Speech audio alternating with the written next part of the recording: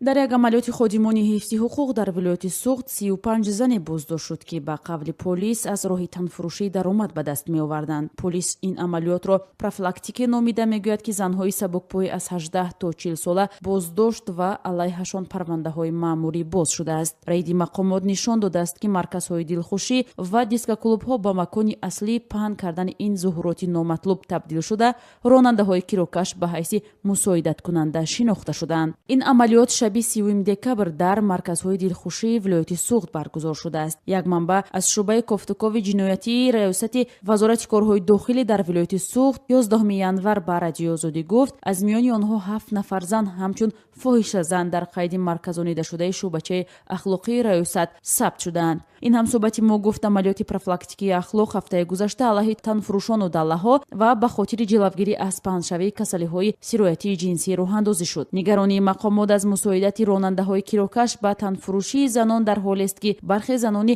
танфурӯш мегӯянд воқеан ҳам барои ҳимоя аз озору азият аз ронандаҳои таксӣ истифода мекунанд. Сабоҳат исми мустаъори занест ки аз роҳи танфурӯшӣ даромад мебинад. ӯ 32 сол дошта сокини Душанбе аст. мегӯяд баъди издивоҷи номуваффақ ва нодорӣ 6 соли пеш ба кӯчаи танфурӯшӣ ворид шуд. марде ба ӯ пешниҳоди издивоҷи дубораро кард ва баъди як моҳи зиндагӣ ӯро ҳамчун зани сабукпо барои ҳамхобагӣ ба рафиқаш пешниҳод кард.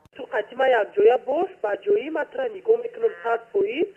ҳама кори зиндагитра ма мекунам. ту фақат қадима хай ай ҳар ҷо рафтана ай ҳар кас кати будана як кас кати бошам. дуруст баъд мега проблемаи ман бисёр шуд, ман дига туя нигоҳ кардан наметонам. равай қафои корои худат шав, мара дига ғам нате. ҳамиша дар ҷои вай мард бо як марди дига оста оста фоҳиша. ҳамин тавр ба гуфтаи худи Сабоҳат ӯ ба кӯчаи танфурӯшӣ рафт ва ҳоло ҳеҷ кореро қабул надорад ва мегӯяд аз ҳисоби танфурӯшӣ зиндагии худу ду фарзандаш хуб пеш меравад. Сабоҳат мегӯяд даромадаш аз танфурӯшӣ вобаста ба мизоҷаш аст. ҳоло танфурӯшӣ барояш айб нест. таври худаш мегӯяд маҳз аз ҳамин роҳ зиндагии кӯдаконашро таъмин карда онҳоро бузург кардааст. духтари ман хонаи ҳамсоя дай шир надора, памперс надора. ман бояд ҳамин кора кунам. ина ман ҳамеша 200 сомон кор кардам. проверка рейд омад, пулма гирифт рафт. ина ман маҷбурам ки тони мешава бобестам оё ман 100 сомон кор мекунам оё не. аммо ба нақли Сабоҳат ҳанӯз ҳам мардоне ҳастанд ки аз хизмати занони танфурӯш истифода ва бар ивазаш онҳоро озору азият мекунанд. мебаранд чӣ хеле мехоҳанд истифода мебаранд, чанд рӯзе хостанд истифода мебаранд, хостанд дарша маҳкам мекунанд, мехоҳанд мезананд, мехоҳанд исной метиҳанд, чӣ хеле мехоҳанд истифода мебаранд, бо дар кор бошад пулша наметиҳанд айдар берниш метиҳанд. ин хел ҳолатош ҳам аст.